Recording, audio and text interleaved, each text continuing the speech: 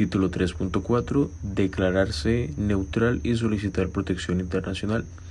Algunas comunidades han acudido a la declaración de neutralidad para comprometerse con su decisión deliberada de no participar en la guerra. Caso tal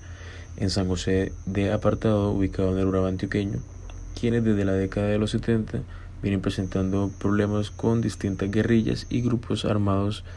que se disputan el territorio por motivos económicos y geopolíticos. Cabe destacar la forma en la que la comunidad lucha por la permanencia en el sector, declarando el sector neutro,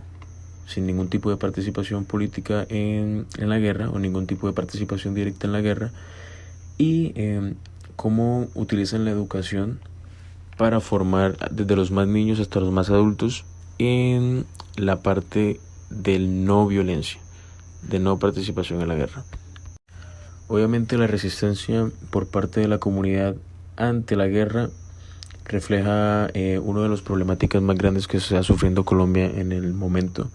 que es básicamente el asesinato de líderes sociales por falta de garantías por parte del Estado. Aún sabiendo que su vida peligra, que pueden ser asesinados en cualquier momento, lo hacen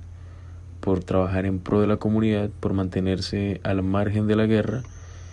y organizaciones internacionales también trabajan para, digamos, salvaguardar esos derechos que tienen las personas que son líderes sociales, pero de igual forma se sigue viendo en el siglo XXI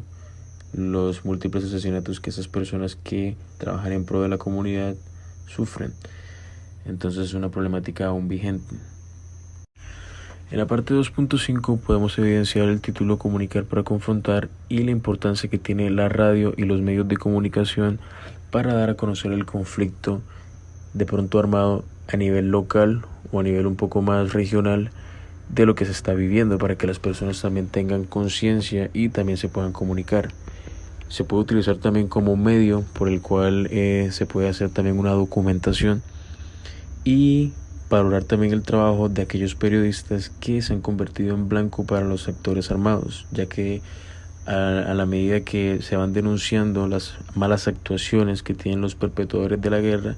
esas personas se vuelven un blanco, y aún así esas personas siguen colocando en riesgo sus vidas para transmitir las demandas a la comunidad. Entonces tiene pros y contras, porque las personas que trabajan directamente con los medios de comunicación también hacen parte ya de la guerra de manera más indirecta por la forma en la que comunican lo que está pasando,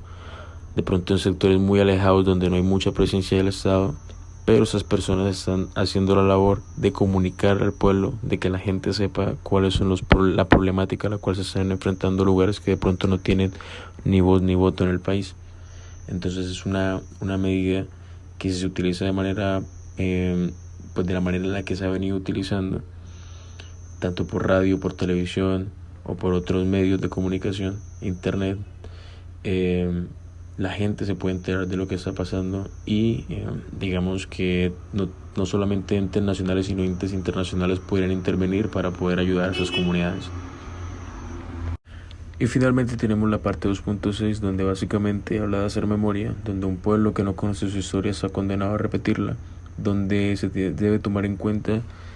todo el proceso que ha tenido que vivir la comunidad para llegar hasta el día de hoy, donde no solamente podemos vivir en burbujas donde pensamos que no está pasando absolutamente nada, sino donde debemos ser conscientes de todo el conflicto que ha pasado en nuestro país, y el cómo también ser empáticos con las personas, y a pesar de no vivir el conflicto directamente, tenerlo en cuenta y conocerlo. Muy buenos días, profesora. Buenos días, compañeros. Pues nuestro trabajo es presentado por Sebastián González y quien les habla, Estefanía Alexandra Reyes. Nos correspondió la parte 2 del capítulo 2, acciones para desafiar la guerra, enfrentar la arbitrariedad, la mentira y la humillación. Bueno, las personas han desafiado los órdenes sociales que los actores armados han pretendido imponer en los territorios, y pues no han sido la pocas las veces en que desobedecieron o usaron la palabra para enfrentar la muerte. Lo hicieron a través de estrategias de enfrentamiento, negociación o intercambio con los armados, pues desobedecer ha sido también una forma de amplificar la voz, denunciar la violencia sufrida y entender procesos de memoria para impugnar las versiones oficiales de las historias. Tenemos el desobedecer y confrontar.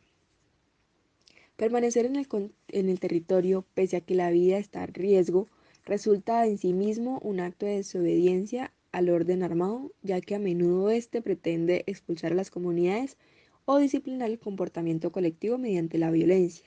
La permanencia de muchos líderes alentó a otros a su vez a hacer lo mismo. En San Carlos de Antioquia, gran parte de la comunidad tuvo que desplazarse forzosamente debido a la violencia y la continua presencia de los actores armados. Sin embargo, de acuerdo con los registros de los líderes comunitarios, unas 150 familias se quedaron en ese municipio, pues para permanecer allí, los habitantes adecuaron sus vidas, se alejaron de los espacios públicos comunes, acomodaron sus viviendas para protegerse e idearon señales comunicativas para que les pueda ser más fácil resistirse. Las personas que se quedaron allá tuvieron que resolver las angustias de la soledad, del desabastecimiento, tuvieron además que aprender a vivir entre la destrucción y el estigma que los rodeaba, porque pues han sido tildadas como simpatizantes o colaboradores de los actores armados que controlan el territorio. Las distintas formas de confrontar al violento y de enfrentar a las armas con las palabras requirieron un valor que las mismas personas no alcanzan a explicar. Decían, yo no sé cómo hice, yo no sé de dónde saqué fuerzas, y otras expresiones similares fueron comunes en estos testimonios. Negociar y expulsar. Personas, familias y comunidades recurrieron a la negociación directa con actores armados para proteger sus vidas, buscar la continuidad de sus prácticas económicas, sociales y culturales y permanecer en los territorios. Esta forma de desafiar la guerra apareció pocas veces en los escenarios de confrontación, cuando varios actores armados se disputaban el territorio y no era posible distinguirse con claridad. Estas acciones de negociación se fundamentaron con el convencimiento de que la violencia lo que hace es engendrar más violencia. Denunciar la violencia. Desde 1999, cada miércoles por la tarde, las mujeres de la Asociación Caminos de Esperanza, Madres de la Candelaria, se implantan en el atrio de la Iglesia de la Candelaria, en pleno corazón de la ciudad de Medellín, con pancartas y fotografías de sus familiares desaparecidos, colgadas en su pecho o estampadas en sus camisas. Gritan que interpelan a los transeúntes, basta ya de secuestros y desapariciones, los queremos vivos, libres y en paz, hasta encontrarlos en un acto político que interrumpe pues en un lugar central para la actividad económica, política y religiosa de la ciudad. Estos plantones además tienen un componente ritual, y es que se realizan de manera ordenada y más o menos estructurada, de forma periódica, con roles, lugares y horarios definidos. Recurren al uso de símbolos y crean a través de la repetición una realidad alternativa que resiste al olvido y al silencio. En un sentido, pues sus seres queridos siguen allí, podemos ver sus rostros, el eco de sus nombres y a quienes custodian su memoria exigiendo verdad y justicia.